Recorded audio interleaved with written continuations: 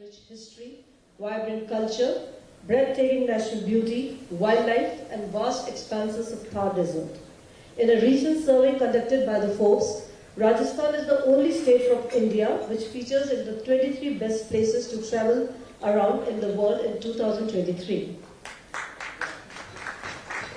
Our state has also been bestowed the various awards and recognitions at various national and international platforms and by magazines like Travel and Leisure, Lonely Planet, Condé Nast Traveler, to name a few. We have won awards in various categories like the Best Heritage Destination, Best Wedding Destination, Best Destination for Road Trips, Best State for Colorful Fairs and Festivals, Best Iconic Landscape Destination, to name a few. Owing to its vibrant and mystic landscapes, full of history and culture, in the post-pandemic scenario, last year, that is 2022, Rajasthan welcomed more than 5 lakh international tourists, having the highest footfall from US, France, UK, Germany, Spain, and Bangladesh. We are quite hopeful that this year is going to be a blockbuster. India's G20 presidency will definitely provide the much-needed impetus to tourism prospects at the national level and also to prominent tourist-centric states like Rajasthan, which will be firmly established on the global tourist destination map. Rajasthan has always been a pioneer in developing and promoting innovative and distinctive tourism products, whether it be the launch of the iconic Palace on Wheels or luxury train, or the creation of festival experiences such as the Desert Festival, Pushkar Festival, Jaipur Literature Festival, to name a few. Rajasthan is home to almost 75% of heritage hotels in India. Many of these heritage properties have been renovated and restored through the public-private partnership model and are now often used as venues for royal weddings, film shootings, and luxurious stays for tourists.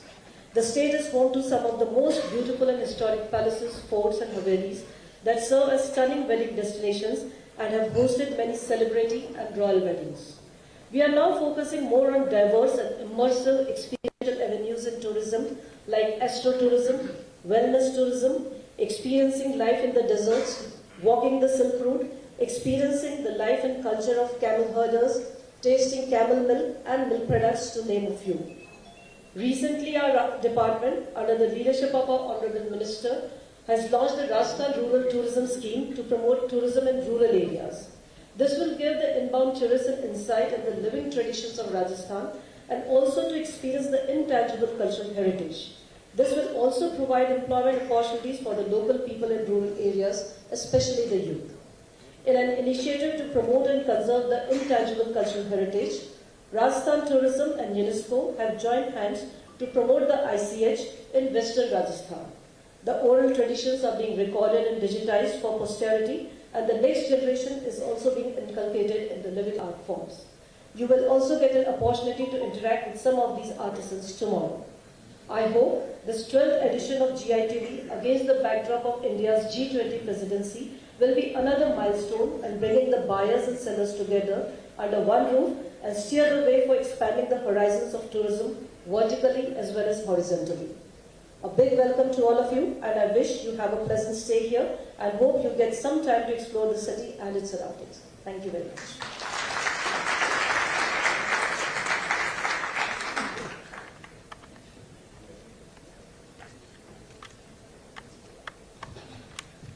Thank you very much, Mr. Rathod. May I now request Mrs. Jyotsna Suri to come and address.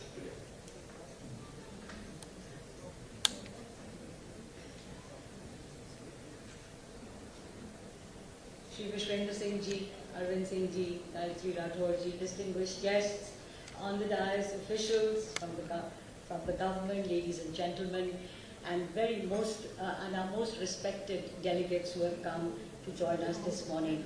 Khamagani, Namaskar, and once again a very warm welcome to the G20 Tourism Expo. As mentioned earlier, at the expense of sounding repetitive, I do want to say once again myself, that India is indeed privileged to hold for the first time the prestigious G20 presidency.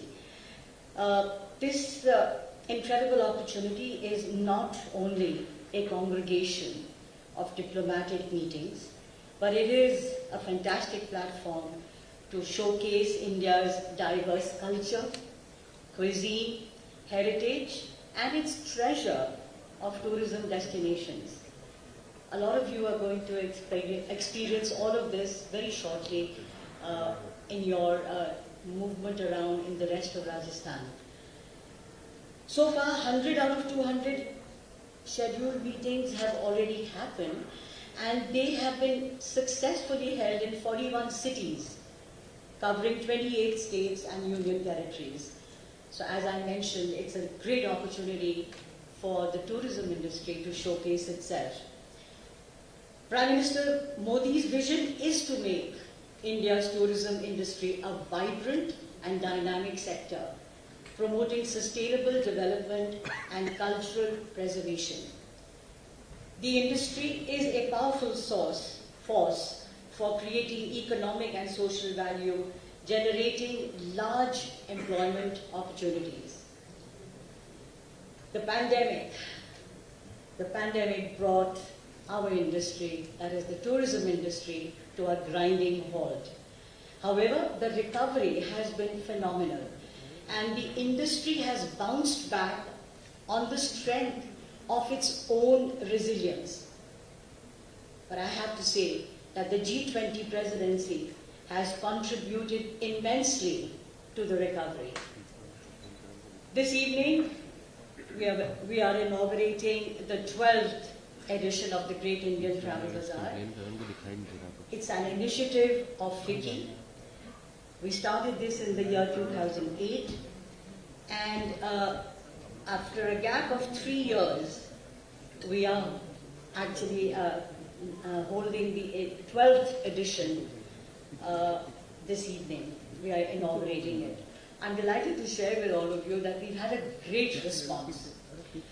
As mentioned earlier, there are several interesting sessions that are going to take place, and I'm sure that they are going to be engaging and fruitful. I once again thank you all for being here with us, and I hope you have a very enjoyable stay in Rajasthan. Namaskar.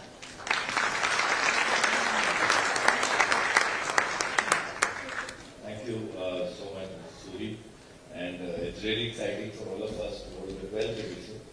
She's been through all 12. We all together have built this show, so for us it's very special, and thank you for all the effort. May I now request and invite Shri Shailesh Pathak, the Secretary General of FICCI, to say a few words.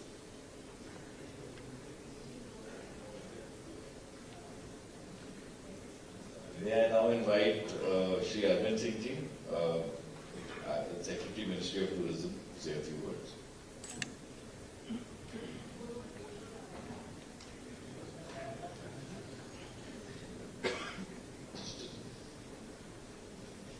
Thank you, Deepak. Honorable Minister, Shri Vishwendra Singh Ji, Dr. Suri, Secretary General FICCI, Shailesh Pathak, Gayatri, Secretary Tourism, Rajasthan, Randeep Vikram Singh Ji, Deepak Deva, His Excellency, the Ambassador of Korea in India, who's joined us for this event, Mr. Atul Bagai, the Head of United Nations Environment Program India, all distinguished delegates who travel from the G20 countries and other countries, representatives of the travel industry in India, ladies and gentlemen. It's my privilege to welcome you all to the G20 Tourism Expo and the GITV 2023, which is we inaugurated today evening. The Expo, we are here in the inaugural session. As all the speakers have said, this presidency year for us is a unique opportunity, and we are all trying to share our heritage and share India's success stories on the global stage. Developing tourism in mission mode under the India's presidency since 1st December 22, and in the backdrop of the fact that we are celebrating 75 years of our independence. The Government of India, under the leadership of Honorable Prime Minister, has resolved to develop the tourism sector in mission mode with focus on convergence and public-private partnerships. Under India's G20 presidency, more than 200 meetings are being organized, of which half 100 have already been held, at 59 locations throughout the country, which will give unprecedented opportunity to these destinations to come up on the tourism world map. India will consolidate the gains from transformation in connectivity and infrastructure, growing economic power, and tremendous improvement in the framework conditions for growth of tourism in the country should promote and develop tourism in vision mode during the next 25 years of our transition to 100 years of independence. During India's presidency, we in the Ministry of Tourism have planned to organize a number of events, engaging not only the government level stakeholders, but also representatives of the travel, trade and hospitality sector. We have already organized 2 G20 tourism working group meetings in Rann of Kutch, Gujarat and Siliguri, Darjeeling, West Bengal.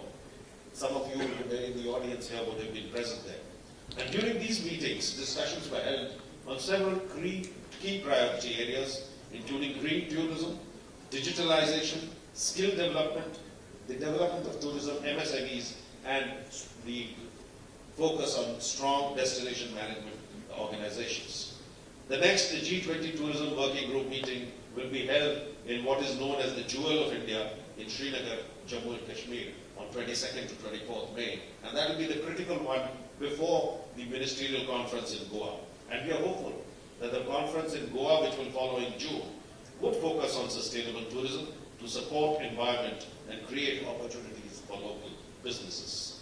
We plan to promote green tourism, open up 50 new tourism destinations as announced in our Finance Minister's budget, and launch a publicity campaign this year in the overseas markets to mark our presidency and the Visit India year. The travel and tourism sector in India contributed significantly to the GDP of the country, and in terms of employment, it has generated 70.404 million jobs directly and indirectly in 2021-22. The whole world is now experiencing a recovery in tourism, and India is showing one of the strongest recoveries in the Asia Pacific.